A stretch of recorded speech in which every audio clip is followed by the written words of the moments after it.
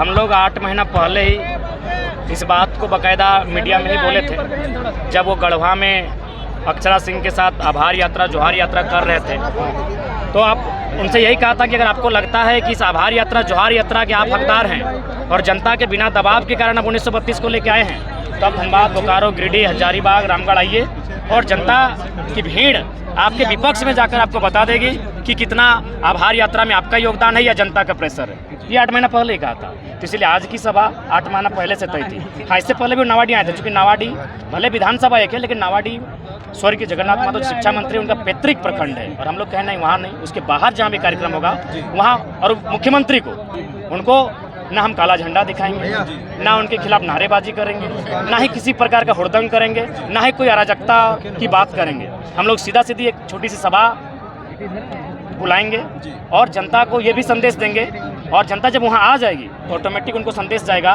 कि आप गिनाने आए हैं लेकिन वास्तव में बेच के आए हैं। वो आके कह रहे हैं धोती लुगा साड़ी योजना, और हमारे शिक्षक बहाली में 3600 टीचर सीटों को आधे से ज़्यादा बेच के आए हैं बाहर के लोगों को। पब्लिक प्रोसिक्यूटर की बहाली क्लियर किया उन्होंने, उसमें भी स्पष्ट लोग कह रहे हैं कि हम तो दरभंगा से आए हैं, हम यूपी से आए हैं, हम राजस्थान से आए हैं। अरे भाई, मेरी यहाँ की माएँ, मौसी, काकी, जेठी, उनका मांग का सिंदूर उजड़ा, विधवा हुई, उनका बच्चा यतीम अनाथ हुआ, हमारे मामा, मौसा, काका, जेठा, फूफा, उनका चाम का चुतरा फाड़ा गया, उनका बदन लहूलुहान किया गया, और नौकरी किसी और को बांटेंगे तो कलेजा तो फटेगा ही।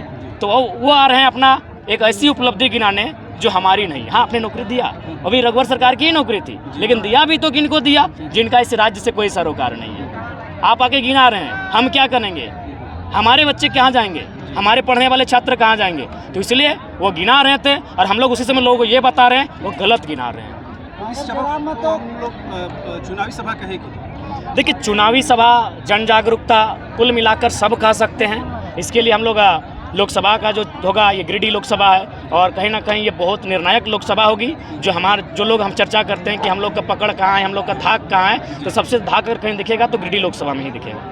ये गिरिडीह से क्या 81 विधानसभा क्षेत्र है, वहाँ क्या मैसेज देंगे? देखिए, फिलहाल हम लोग बहुत सारे जिले हैं जहाँ हम लोग की तैयारियाँ चल रही हैं, जहाँ हमारा संगठन एक विस्तार पूर्वक अंगड़ाइयाँ ले रहा है। वहाँ जैसे ही हम लोग पहुँचेंगे, समय के साथ साथ बाकायदा उन चीज़ों पर भी घोषणा करते जाएंगे। चीज़ें बढ़ती हैं तो उस पर आरोप प्रत्यारोप होता है, पर जो इल्ज़ाम लग रहा, आपने सुना होगा कि आप लोग स्पॉन्सर्ड हैं, विपक्ष के गोद में खेल रहे हैं। इन सवालों का जवाब आप लोग पहले भी दिया, मगर अब थोड़ा एग्रेसिव ढंग से आरोप कर रहे हैं। नहीं, बिल्कुल ये आरोप भी निराधार है। हजारीबाग में हमारे सामने आज सू थी, आज जेएमएम है, कल बीजेपी रहेगी, परसों कांग्रेस रहेगी।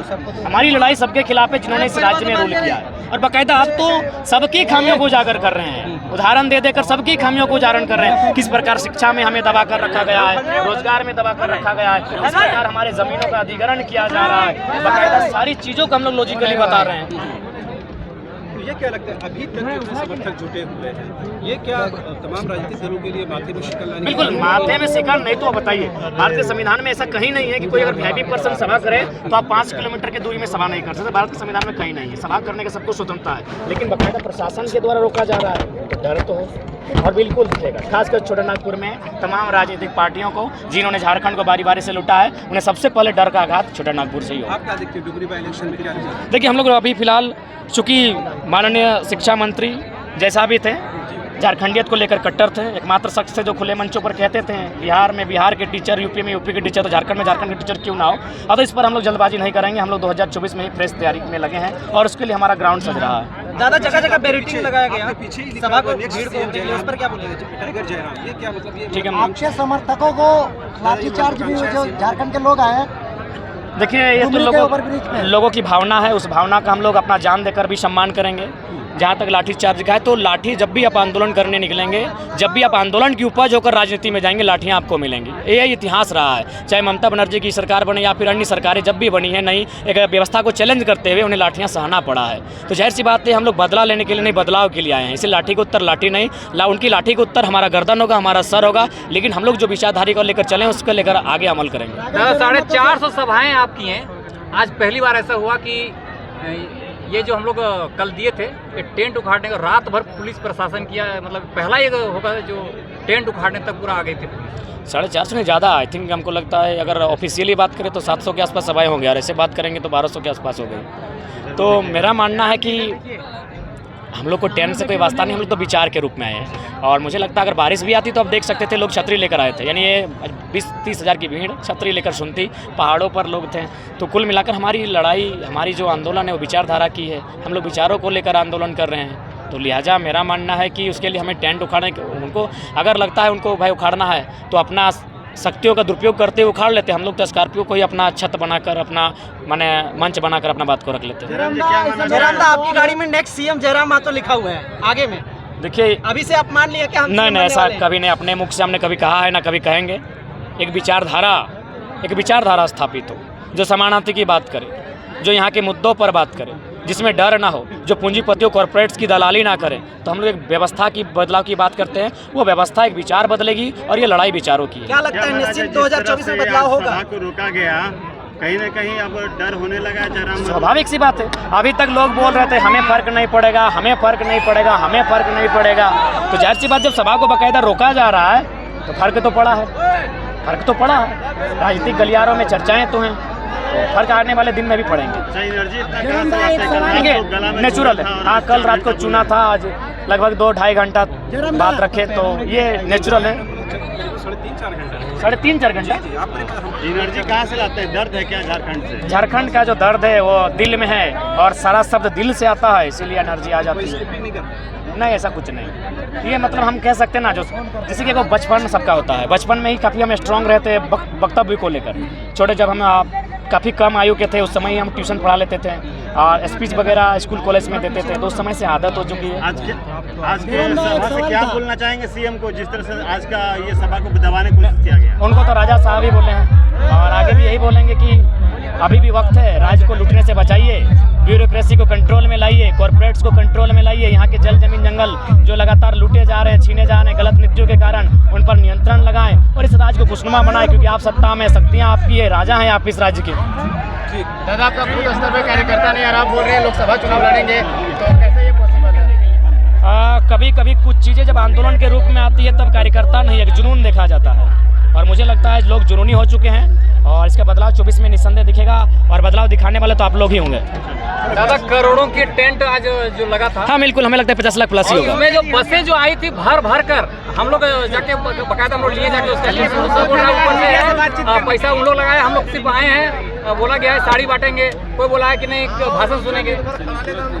देखिए, हम दूसरा से कंपेयर नहीं करेंगे, हम लोग कुछ देके नहीं लाए। जिस तरह से जगह जगह पे रोका जा रहा था, तो क्यों ऐसा किया जा रहा है? यही कि राजा साहब बगल में हैं, हम VIP हैं और हम लोग साधारण हैं। अगर लोग उनकी तुलना हमें सुनने आ जाएं तो जाहिर सी बात है राज्य उनका है। तो कंपेयर का कुछ पता चला कि नहीं वहाँ और यहाँ? देखिए, हुआ था मुकाबला का, देखिए 3 थाना प्रभारी फोटो को दिखा रहे थे कि ये आप लोग जो फोटो फैला रहे हैं, एक वर्तमान मुख्यमंत्री, भावी मुख्यमंत्री का फोटो वायरल हुआ और उसको लेकर के पूरा हड़कंप। देखिए, ये सब तो चीज़ें हमको जानकारी नहीं है, क्योंकि मेरा जो भी सोशल मीडिया अकाउंट है, मेरे 17 का एडमिन है, सिर्फ हम लाइव आते हैं, बाकी सोशल मीडिया पे क्या घट रहा है देखवे करते हैं दिन भर।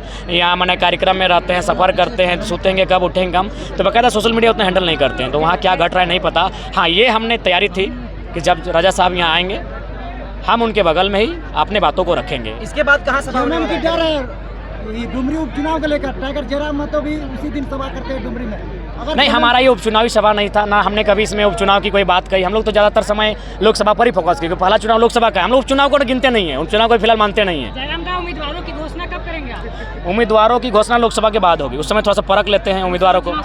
नहीं, लोकसभा के जो MP के जो उम्मीदवार होंगे उनकी घोषणा बाकायदा मुझे लगता है इस साल के अंत तक हो जाएगी, लेकिन विधानसभा के जो कैंडिडेट होंगे MP चुनाव के बाद उनकी घोषणा। जेबी केसेस पहले गांव-गांव जगह जगह पर जनसभा करती थी, अभी लोगों का कहना है पहले आजसू वर्सेस जेबी केसेस, जेएमएम वर्सेस जेबी केसेस, हर जगह पे जहाँ पे होती टकरार होती है, एक तरफ बंद पंडाल में, एक तरफ खुले मैदान में, क्या इस तरह का हर जगह देखने को मिलेगा? हाँ, स्वाभाविक है। अब तो हम लोग का ये ठीक है ना, क्योंकि अब वर्सेस तो हम ही लोग रहेंगे, क्योंकि अब तो सब परिवार में लिप्त हैं। मोटामोटी अभी राजा साहब का तीसरा पीढ़ी भी पॉलिटिक्स के लिए तैयार हो चुका है। पीढ़ी अब राजनीति में उनका है। सबका किसकी बात करते, सबका तो परिवार है। बीजेपी में जो भी हैं, उधर जन सिन्हा है, यशवंत सिन्हा है, अगर आवाजू में आते हैं तो माननीय सांसद उनकी पत्नी विधायक, और जेएमएम में आते हैं तो भाई उनका पूरा परिवार है विधायक और सांसद। तमाम लोगों को क्या संदेश देना चाहेंगे डुमरी महासभा? संदेश ये देना चाहेंगे कि भाई झारखंड का लूट बहुत हुआ, बहुत अत्याचार हुआ, अब हमारी बात दिल्ली में भी गूंजेगी और नहीं तो फिर झारखंड में झारखंड के लोग अपनी राजनीतिक महत्व को जानते हुए 1 पर्सन 1 वोट 1 वैल्यू के साथ आगे बढ़ रहे हैं। इसका 24 में बदलाव दिखेगा। बहुत बहुत धन्यवाद।